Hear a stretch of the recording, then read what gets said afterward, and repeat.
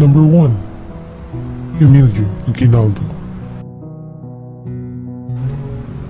Kumakalat na may balak daw si General Luna na maglunsad ng kudeta laban kay Presidente Aguinaldo.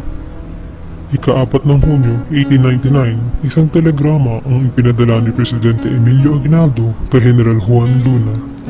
Iniimbitahan ito sa isang kumbento sa Cabanatuan, Nueva Ecija para mamuno sa isang kabinete.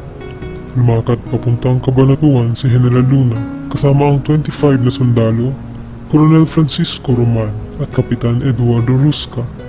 Pagkadating nila sa Cabanatuan, ika-5 ng Hunyo 1899, ay naharap sila sa isang sirang tulay, kaya naman iniwan ni General Luna ang kanyang mga sundalong escort at tinahak ang daan kasama lamang si Colonel Roman at Kapitan Rusca. Pagkadating sa simbahan ay may nakasalubong siyang sundalong pamilyar ang muka. Ito ay si Kapitan Hanolino mula sa batalyon ng Kawit na siyang binansagan niyang duwag sa laban ng Angeles. Kinagalit ito ni General Luna at tinanong kung sino ang nagpabalik dito sa pwesto.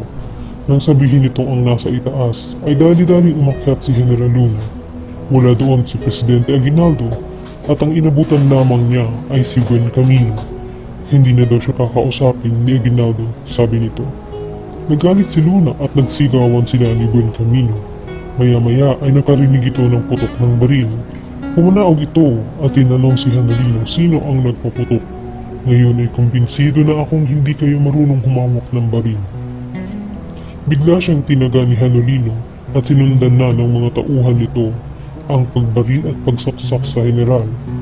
Tinangkapan ni Colonel Roman at Kapitan Rusca na iligtas ang general, ngunit pinagbababaril din ito hanggang sa mamatay. At ang huli naman ay nabaril sa hita, ngunit nakatakas nang makapagtago sa simbahan. Hinang-hinaman sa dami ng tinamong pinsala, nakalakad pa ang general patungo sa plaza habang buong tapang niyang sinisigaw ang mga katagang, mga duwag, mga taksil, mga mamamatay tao. Habang nakasarado ang kamao at bumabaril pabalik sa mga kaaway, tuluyan nang pinatumba si General Luna ng sunod-sunod na putok ng baril at pinagtatalaga pa ito matapos bumagsak. Dumungaw ang isang matandang babae sa bintana at tinanong, "Nagala pa ba iyan?" Siya daw di umano ang ina ni Emilio Aguinaldo.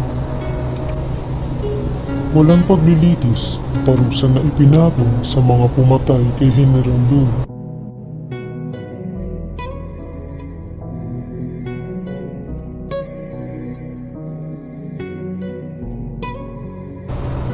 Number 2. Cecilio Sigismundo. Si Cecilio Sigismundo ay mayahan din tulad natin sa isang balimbing.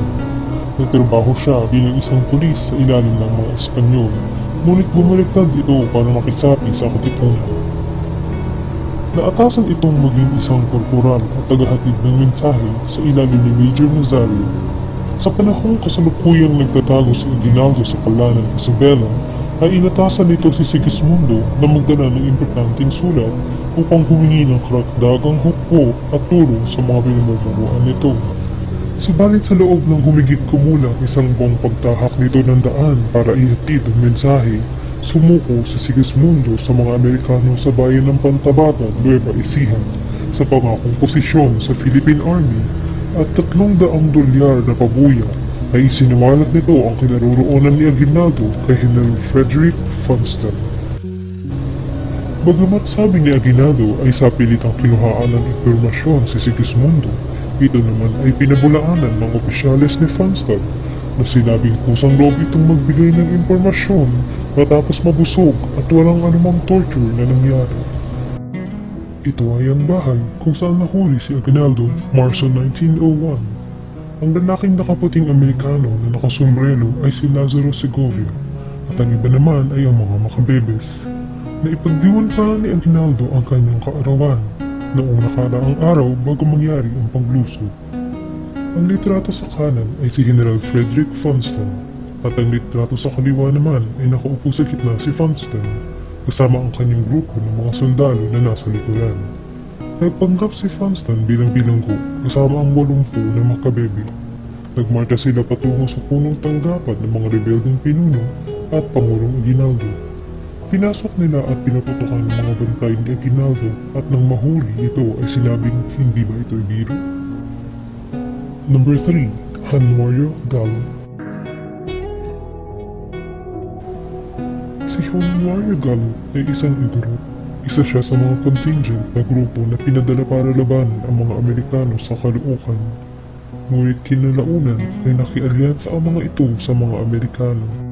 Ikadalawa ng Desyembre 1899, nakaatas kay Gregorio del Pilar na iantala ang paglusob ng mga Amerikano kay Aguinaldo. Ginabayan ni Gallo ang mga tropa ng Amerikano sa isang sikretong daanan upang mapalibutan nito ang mga Pilipinong matatapang na lumaban, bagamat napapalibutan at nalalamangan.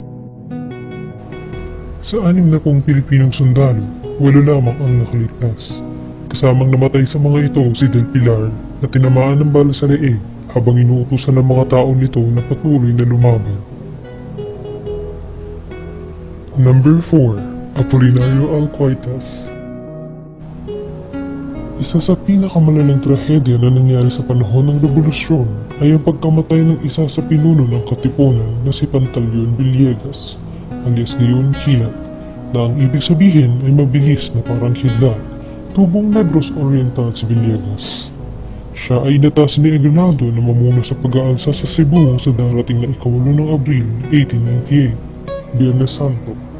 Subalit dahil sa lumalaking hinala ng mga otoridad ng Espanya, ay napilitan nitong umatake ng 3 ng Abril sa Linggo de Palaspas. Kikilalanin ng pag-aalsang ito sa kasaysayan bilang 3 de Abril. Nagtagumpay ang mga Katipunero na talunin ng mga Kastila.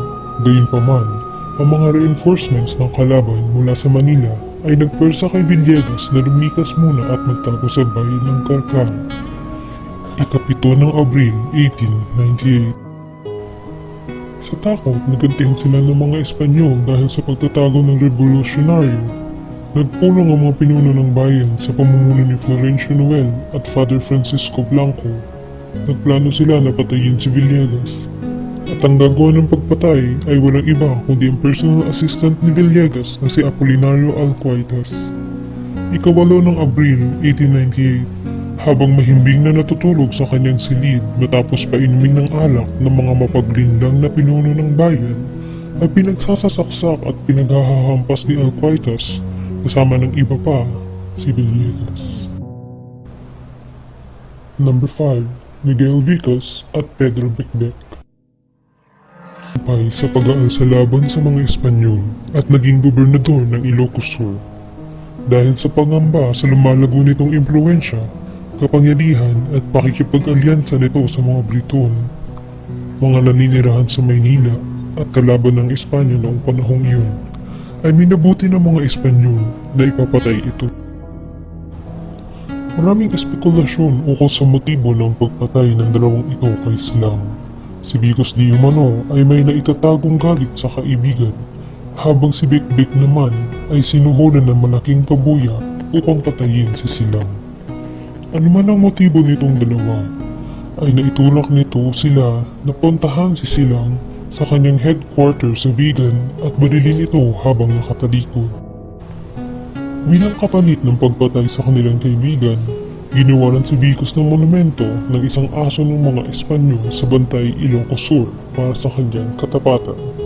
At si Becbec naman sa kabilang panig ay pinatay naman ng taga ng balo ni Diego na si Gabriela habang pinaparada ito sa bayan bilang bayani ng mga Espanyol.